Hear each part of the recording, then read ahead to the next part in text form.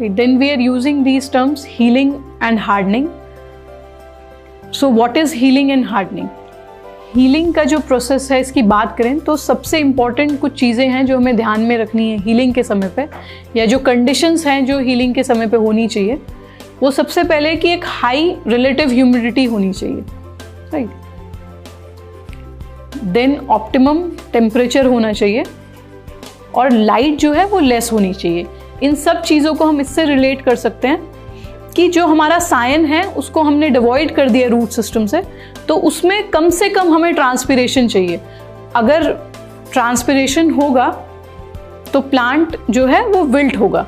तो हमें इस तरीके की कंडीशन बनाने हैं कि प्लांट से कोई ट्रांसपिरेशन ना हो। ट्रांसपिरेशन के यही है कि अगर लाइट होगी तो ट्रांसपिरेशन होगा, राइट। ह्यूमिडिटी बाहर कम हुई तो प्लांट लूज करेगा मॉइस्चर, तो उस केस में तो ऐसी कंडीशंस हमें बनानी है कि जो सायन है उसमें कम से कम ट्रांसपिरेशन हो, राइट। ये AVRDC मॉडल है। कई तरीके से इन स्ट्रक्चर्स को बना सकते हैं जो हीलिंग स्ट्रक्चर्स हैं।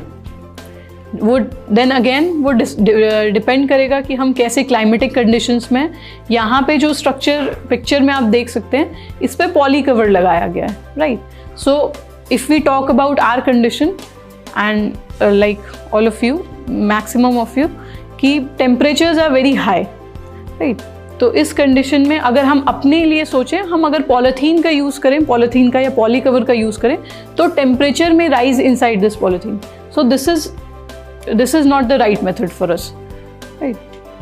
Similarly in this one you can see they have put polythene और they have put a humidifier, तो उसमें ह्यूमिडिटी को इंक्रीज करने के लिए, राइट। Similarly in this one you can see light को कम करने के लिए कई लेयर्स लगाई गई हैं और अंदर ह्यूमिडिफायर्स लगा के उसको मेंटेन करा गया, right. Similarly this is from Korea. So आप you can see in this one simply एक पॉलीथीन इसके ऊपर प्लेस की गई है, राइट। तो टेम्परेचर्स यहाँ पे बाहर इतने कम हैं और लाइक वी सॉ बेंचेस के नीचे हॉट वाटर के पाइप्स जा रहे हैं, राइट। तो मीडिया जब गर्म हो रहा है तो प्लांट हल्का ट्रांसपायर कर रहा है, तो इसमें मिस्टिंग आ जा रही है, जिसकी वजह से ऑटोमेटिकली अगर हम पॉलीथीन डाल रहे हैं प्लांट के ऊपर तो ऑटोमेटिकली इसके अंदर ह्यूमिडिटी एक बन जा रही है, right. But this is not possible for us. ऊपर आप देख सकते हैं कि शेड नेट्स वगैरह यूज करें लाइट को रिड्यूस करने के लिए। These are healing chambers. तो if we talk about journey of VNR in this, ये जितने भी मेथड हमने पीछे देखे हैं ये सारे मेथड्स को ट्राई किया हमने, because AVRDC is the only one providing training for grafting. तो वहाँ से हमने कई वीडियोस भी देखे और उनको देखा, तो वी अराइव्ड कि this is the only method for healing, right. तो उसी तरीके से AVRDC मॉडल पे हमने एक स्ट्रक्चर क्रिएट किया जिसके अंदर ग्राफ्टिंग करने की कोशिश करी। तो we didn't got very good percent in success, क्योंकि टेम्परेचर्स हमारे यहाँ हाई है, हमने पॉलीथीन से उसको कवर किया तो अंदर बहुत ज़्यादा राइज हुआ टेम्परेचर का, जिसकी वजह से मॉर्टेलिटी आई। तो उसके बाद हम लोगों ने जैसा इवेपोरेटिव कूलिंग का कॉन्सेप्ट है, वेट पैड फैन सिस्टम जिस कॉन्सेप्ट पे चलता है, जैसा कि इवेपोरेटिव कूलिंग का कॉन्सेप्ट है, सेम वही कॉन्सेप्ट जिस पे वेट पैड सिस्टम चलता है। तो जो ग्रीन हाउस के फ़ैन हैं वो हॉट एयर को बाहर पुश करते हैं, जिससे कि प्रेशर ग्रेडियंट की वजह से बाहर की एयर वेट पैड से ठंडी होती हुई अंदर आती है। हीलिंग चेम्बर को पॉलीथीन शीट से कवर करने पर टेम्परेचर और ह्यूमिडिटी बहुत ज़्यादा हो जाने की वजह से ग्राफ्टेड प्लांट्स विल्टिंग शो कर रहे थे। हमारी क्लाइमेटिक कंडीशन में टेम्परेचर को कम करना ज़्यादा चैलेंजिंग टास्क था, जिसको कि आसान बनाया VNR के नए इन्वेंशन ने, जिसमें पॉलीथीन शीट के बदले पतला सा कॉटन क्लॉथ हमने यूज़ किया। तो हमने पॉलीथीन शीट को कॉटन क्लॉथ से रिप्लेस कर दिया, या मसलिन क्लॉथ कहें या कॉटन क्लॉथ। तो कपड़ा होने की वजह से, पॉलीथीन शीट की जगह कपड़ा होने की वजह से हीलिंग चेम्बर के अंदर का जो टेम्परेचर था वो तो डिक्रीज़ हुआ ही, उसके साथ ही साथ एरेशन भी प्रॉपर हुआ, जिसकी वजह से प्लांट्स को फेवरेबल कंडीशन मिली और विल्टिंग बहुत कम हो गई और सक्सेस रेट जो है हमें बहुत अच्छा मिला। Like in this system you can C cotton cloth हमने प्लेस किया हुआ है यहाँ पे, और इसके ऊपर फॉगर्स हैं जो लाइटली मिस्ट करके इसको वेट कर रहे हैं, राइट। वेट पैड फैन है इस सिस्टम में। जो फैन है वो एयर जो भी है ग्रीन हाउस के अंदर उसको सक करके बाहर, जिसकी वजह से एक एयर मूवमेंट बना हुआ है ग्रीन हाउस के अंदर। तो एयर जब भी मूव हो रही है यहाँ से, तो वेट क्लॉथ में के अंदर एक ह्यूमिडिटी मेंटेन हो रही है, राइट। और इवेपोरेटिव कूलिंग की वजह से वहाँ पे जो टेम्परेचर है वो लोअर डाउन हो जा रहा है। इसको हम डेली अपने उससे रिलेट करें अगर इवेपोरेटिव कूलिंग को, कि जैसे गर्मियों के दिन में अगर हम कोई भी गीला कपड़ा हाथ पे बांधे या मुंह पे रखते हैं, तो जो भी गर्म हवा है जैसे ही लगती है वो वेपर्स के फॉर्म में उसके चेंज हो जाता है, राइट। तो जो आपका जो भी सरफेस होता है वो ठंडा फील होता है, राइट। जो आपका बॉडी है या स्किन का सरफेस है उसका जो हीट है वो जो वेटनेस है उसको वेपर्स में कन्वर्ट करती है, तो जितना भी हीट होता है वो लूज होता है, राइट। तो इसकी वजह से जो रिजल्टेंट सरफेस होता है वो कूल डाउन हो जाता है, जो सेम कॉन्सेप्ट सेल्यूलोज पैड्स में भी लगता है, राइट। सो बेसिकली जो कॉटन क्लॉथ यहाँ पे हमने यूज़ किया है ये रिलेटिव ह्यूमिडिटी को भी इंक्रीज कर रहा है, प्लस ये जो हमारा जो चैलेंज है कि टेम्परेचर बहुत ज़्यादा बढ़ जा रहा है प्लास्टिक पॉलिथीन के अंदर, उसको एड्रेस कर रहा है। तो ये एक रिलेटिव ट्रायल, उसके बाद हम लोगों ने जब इस मेथड पे आए तो एक रिलेटिव ट्रायल प्लेस किया। तो आप देख सकते हैं कि एग प्लांट को, ब्रिंजल को हमने जो सोलेनम टॉर्वम जो रूट स्टॉक है उसको उस पर VNR 212 को ग्राफ्ट किया है।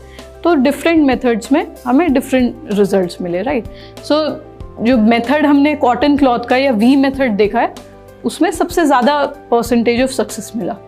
So the thing was that we can't go into copy paste model here, right? We have to see कि हमारी conditions क्या है।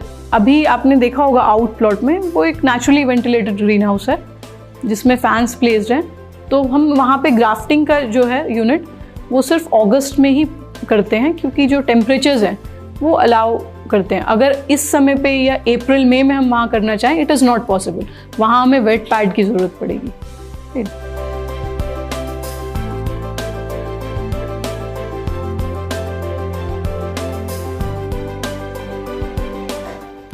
अगर हीलिंग का प्रोसेस का हम बात कर रहे हैं तो इमीडिएटली ग्राफ्टिंग करके हम जो टनल्स आपने देखे उसके अंदर ट्रेस को प्लेस कर दे रहे हैं, राइट। तो डे 1 से डे 3 के अंदर तक 3 दिन तक वो कम्प्लीटली उस टनल के अंदर रह रहा है जहाँ पे ह्यूमिडिटी, टेम्परेचर और लाइट मेंटेन्ड है। फॉगर्स की हेल्प से उसको हम वेट रख रहे हैं क्लॉथ को।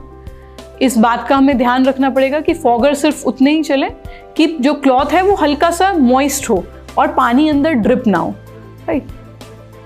हम नहीं चाहेंगे कि जो प्लांट अंदर रखा है उसका फोलिएज वेट रहे हर समय, वो fungal diseases and other chances जो है उसको बढ़ा देगा, राइट। तो फोलिएज को हमें ड्राई रखना है, इसलिए जो भी क्लॉथ है ऊपर टनल के वो मॉइस्ट होना चाहिए बट ड्रिपिंग वेट कभी भी नहीं होना चाहिए, राइट। डे 4 में इवनिंग आवर्स में अब हम धीरे धीरे जो प्लांट है उसको एक्लिमेटाइज करना चाह रहे हैं, राइट। तो हम जब इवनिंग में जब हमने देखा कि सूरज ढल गया है, अच्छा टेम्परेचर है, शाम को जाते हुए उस क्लॉथ को हम डे 4 को हम हटा दे रहे हैं, राइट। इसमें डे 1 हमने जिस दिन ग्राफ्टिंग करी है उसको कंसिडर कर रहे हैं, ओके। डे 5 और 6 में हम लोग मॉर्निंग में भी ये जो क्लॉथ जब आते हैं उसको खोल के रखते हैं, बट 5th डे जब आते हैं तो कई बार ऐसा होता है क्योंकि प्लांट धीरे धीरे एक्लिमेटाइज करेगा, तो सुबह जैसे ही 10 बजे के करीब या कभी 9:30 बजे के करीब अगर समर्स की बात करें, जैसी लाइट बढ़ती है तो प्लांट में एकदम विल्टिंग दिखाई देने लग जाता है। तो तुरंत हम उसको क्लॉथ को वापस से कवर कर देते हैं, राइट। फिर शाम के टाइम जाते हुए उसको दोबारा हम लोग रिमूव कर दें। सो द प्रोसेस इज कि धीरे धीरे उसको प्लांट को हम एक्लिमेटाइज कर रहे हैं, हार्डन कर रहे हैं, ठीक है।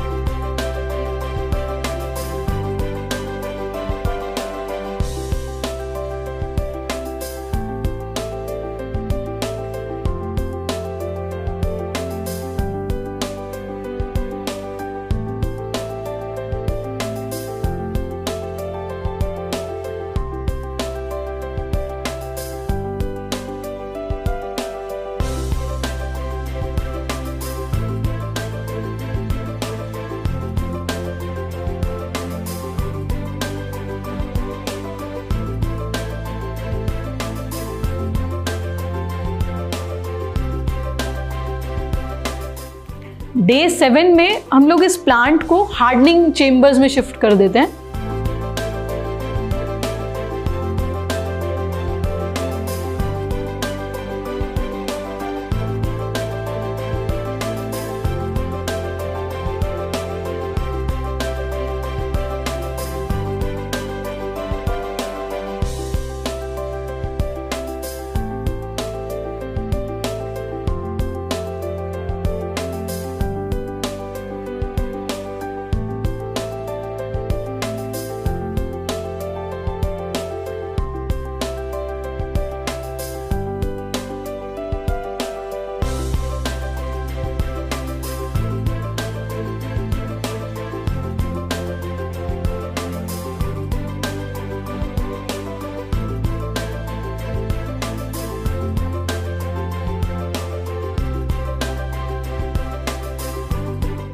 हार्डनिंग चेम्बर्स जो टर्म मैंने यहाँ यूज़ किया, हम लोग नेट हाउसेज में भी ऑपरेट कर रहे हैं, तो we shift it in net houses. उसके अलावा कई कंट्रीज़ में जहाँ पे कॉस्ट, लेबर कॉस्ट एक बड़ा इशू है, वहाँ पे शिफ्टिंग का जो कॉस्ट है शायद वो जस्टिफाइड ना हो, इसलिए सेम उन्हीं ग्रीन हाउसेज में हम लोग शेड्स हटा के सेम उसी लोकेशन पे उसको हार्डनिंग कर सकते हैं, right. But we shift it to net houses.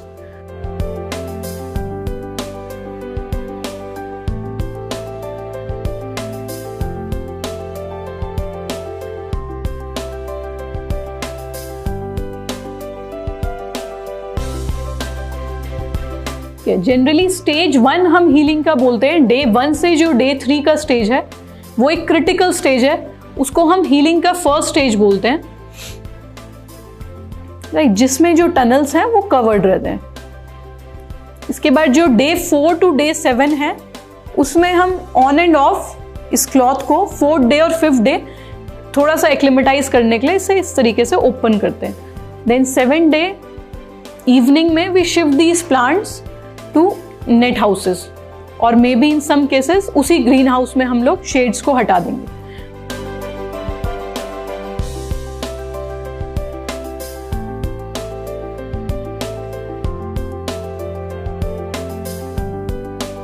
जो भी जगह है हार्डनिंग की, अगर हम नेट हाउसेस में इसको शिफ्ट कर रहे हैं, so we should keep in mind कि एक प्रोविजन ऊपर शेड नेट का होना चाहिए, राइट, क्योंकि 7th डे हम जब एक्सपोज करेंगे सन में, मे भी हो सकता है दिन में 2 से 3 बजे के करीब या 1 बजे के करीब कभी भी ज़्यादा तेज़ धूप हो, इंटेंसिटी हो धूप की, तो हमें उसको रिकवर करने का हमारे पास ऑप्शन होना चाहिए।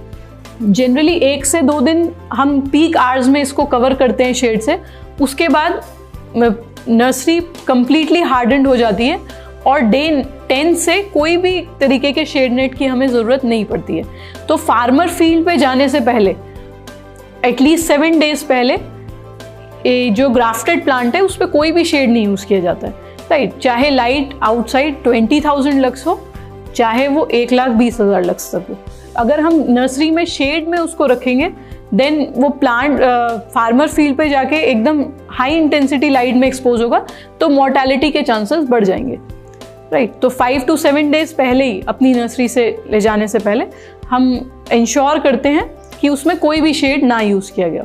अगर वो नॉन ग्राफ्टेड नर्सरी है तो आफ्टर डे 10 और 12 कोई भी शेड कभी भी नर्सरी में नहीं यूज़ किया जाता है।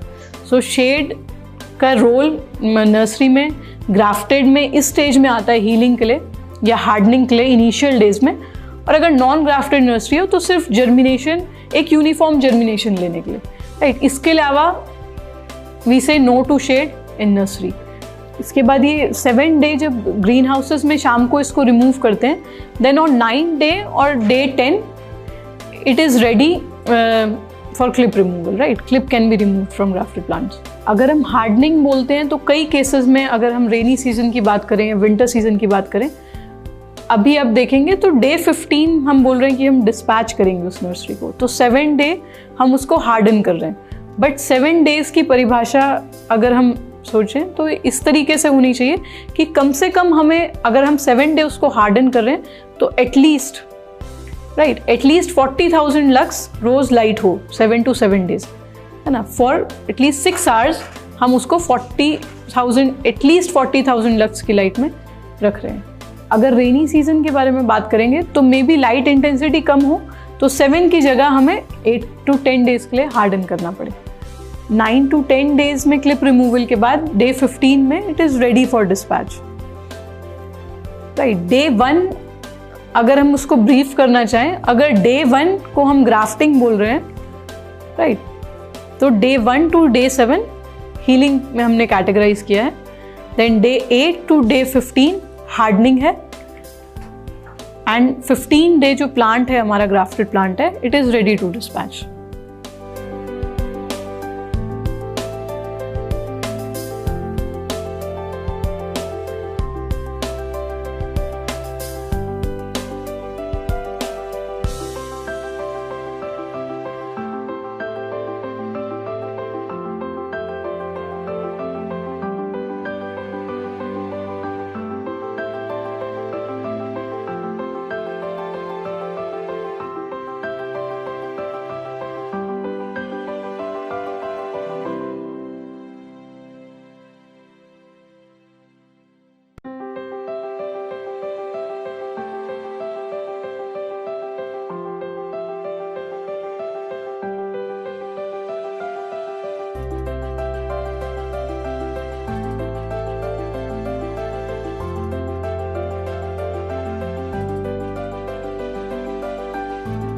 अब हम डेमोन्स्ट्रेट करेंगे कि कैसे टनल्स हम प्रिपेयर करें जो कि हम हीलिंग, ग्राफ्टेड वेजिटेबल की हीलिंग में यूज करेंगे।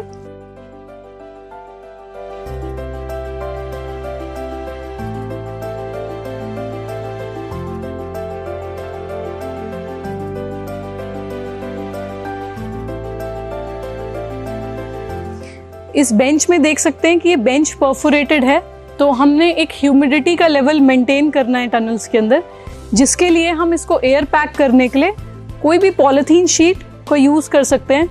उसमें कलर का बहुत ज़्यादा रोल नहीं है, किसी भी कलर का हम पॉलीथीन यूज़ कर सकते हैं। थिकनेस इतना होना चाहिए कि एटलीस्ट हम 2 to 3 टाइम्स उसे यूज़ कर पाएँ।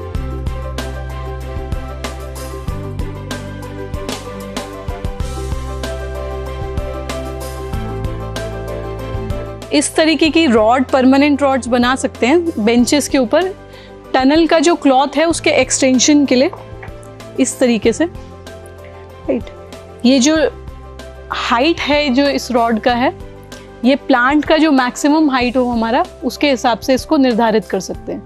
जो प्लांट हाइट है उससे 1 से 2 इंच हम उसका ऊंचा रख सकते हैं। बेंच का डिसइंफेक्शन बहुत इंपॉर्टेंट है टनल का, बिकॉज अगले 5 दिन के लिए ये क्लोज रहने वाला है और यहाँ पे जो बहुत ही मॉइस्ट कंडीशंस होंगी, जिसकी वजह से यहाँ फंगल इन्फेक्शन के चांसेस बहुत ज़्यादा हैं। तो हमें डिसइंफेक्शन का, हाइजीन का बहुत ज़्यादा ध्यान रखना है, सैनिटेशन का। इसी के लिए जैसे ही हमने ये बेंच प्रिपेयर करी है, तो जो पॉलीथीन है उसको हम लोग डिसइंफेक्ट करेंगे। यहाँ पे हम लोग सोडियम हाइपोक्लोराइड का यूज़ कर रहे हैं 1% सोल्यूशन का। ठीक है, इसको हम वाइप कर सकते हैं किसी भी क्लॉथ से।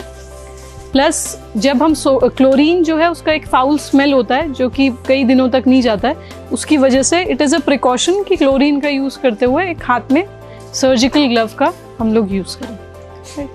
इस तरीके से जो बेंच का बेस है उसको हम डिसइंफेक्ट करेंगे। स्प्रे भी कर सकते हैं अगर आप ऐसी टाइम पे हैं कि राइट गर्मी है तो सूख जाएगा, तो उसको तुरंत स्प्रे कर सकते हैं। जो टनल का क्लॉथ है, मसलिन क्लॉथ, उसके एक्सटेंशन के लिए हम बीच में एक बैकबोन की तरीके से एक इस रोप को बांधेंगे।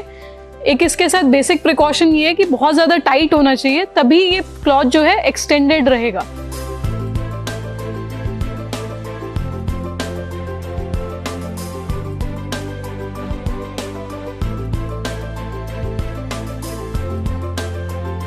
राइट, इस रोप को बांधने के बाद इसको इंश्योर कर सकते हैं कि ये बिल्कुल टाइट बंधा हो। आफ्टर द एक्सटेंशन, इसके एक्सटेंशन के बाद रोप के कपड़े को हम इसके ऊपर फैलाएंगे टनल बनाने के लिए। बिल्कुल पतला कॉटन क्लॉथ या मसलिन क्लॉथ जिसे बोलते हैं, इसका यूज़ करेंगे। इस तरीके की क्लिप्स को यूज़ कर सकते हैं इसको टाइटली पैक करने के लिए टनल्स को।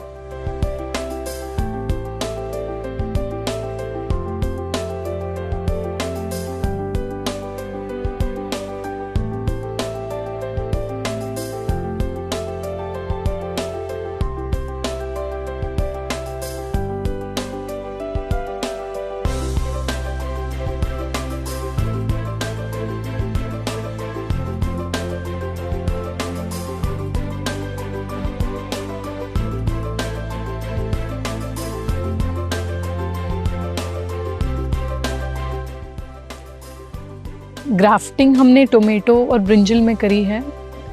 अगर डे 1 हमने ग्राफ्टिंग की है तो डे 9 या डे 10 हम ग्राफ्टेड प्लांट का क्लिप रिमूवल कर सकते हैं। हमने ग्राफ्टिंग वेट पैड फैन में करी थी और हीलिंग प्रोसेस डे 1 से लेके डे 7 तक वहीं किया था। उसके बाद हमने इसको यहाँ नेट हाउस में हार्डनिंग के लिए शिफ्ट कर दिया है प्लांट को। आज डे 10 है और हम इसका क्लिप रिमूव करेंगे। टोमेटो का प्लांट है ये। इसके लिए हमें एक ट्रे चाहिए होगी जिसमें अगर कोई भी प्लांट सक्सेस नहीं हुआ तो हम ट्रे में से उस कैविटी को निकाल के डिस्पोज कर पाएँ।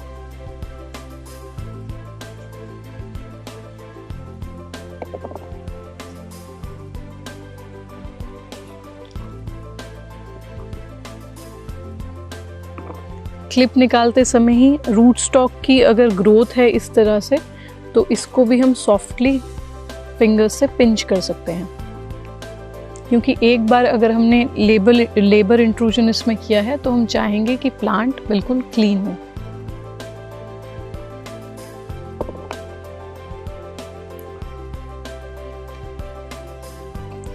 इसी ट्रे में, क्योंकि हमने सिलिकॉन ट्यूब्स को यूज़ किया है जो कि 2 टाइम यूज़ क्लिप्स हैं, तो इसको हम इन क्लिप्स को, सिलिकॉन क्लिप्स को इसी ट्रे में इकट्ठा करते रहेंगे, जिसके बाद हम इसको डिसइंफेक्ट करेंगे दूसरे यूज़ से पहले।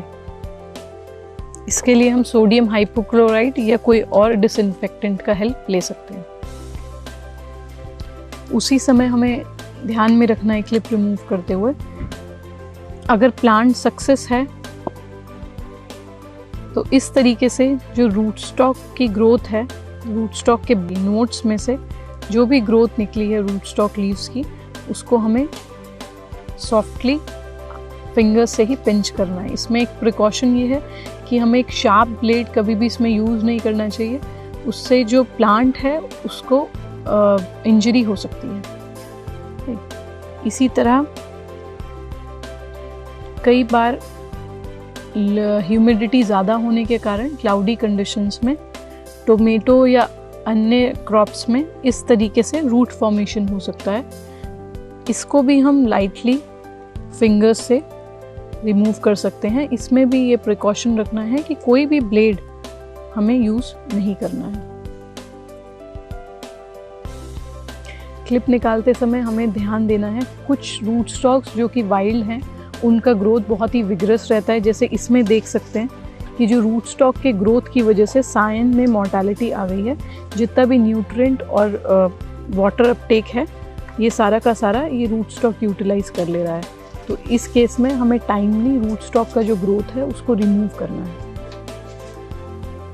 क्लिप निकालते हुए अगर कोई इस तरीके का प्लांट है जिसमें सायन निकल चुका है तो इसको हम डिस्पोज ऑफ कर देंगे,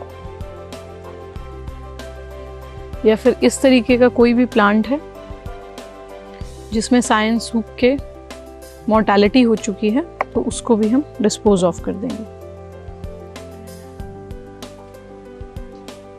अगर मेरे पास 100 कैविटी का ट्रे है तो उसमें से मैं लिख सकती हूँ कि कितने प्लांट्स सक्सेस हैं और कितने plant, total number of plants हैं, जिसके बेसिस पे मैं अपना सक्सेस परसेंटेज निकाल सकती हूँ। हमारे पास एक डायरी और एक पेन होना चाहिए जिसमें हम सक्सेस परसेंटेज नोट कर पाएँ। सक्सेस परसेंटेज पता होना ज़रूरी है। एक रिकॉर्ड कीपिंग के लिए किसी भी नर्सरी में जो भी ग्राफ्टर्स हों उनका इंडिविजुअली हमें एक रिकॉर्ड रखना चाहिए कि वो उनका सक्सेस परसेंटेज कितना है हर क्रॉप के हिसाब से, जो कि हमें हेल्प करेगा प्लानिंग में और प्रॉपर लेबर प्लेसमेंट में। हम उसको कैटेगराइज कर सकते हैं स्किल्ड और अनस्किल्ड लेबर्स को, और हम अच्छे से प्लान कर सकते हैं कि अगर हमें अल्टीमेटली नंबर ऑफ प्लांट्स जितने भी चाहिए उस हिसाब से हम उसको इंक्रीज़ कर सकते हैं अगर हमारा ग्राफ्टिंग सक्सेस कम या फिर ज़्यादा है।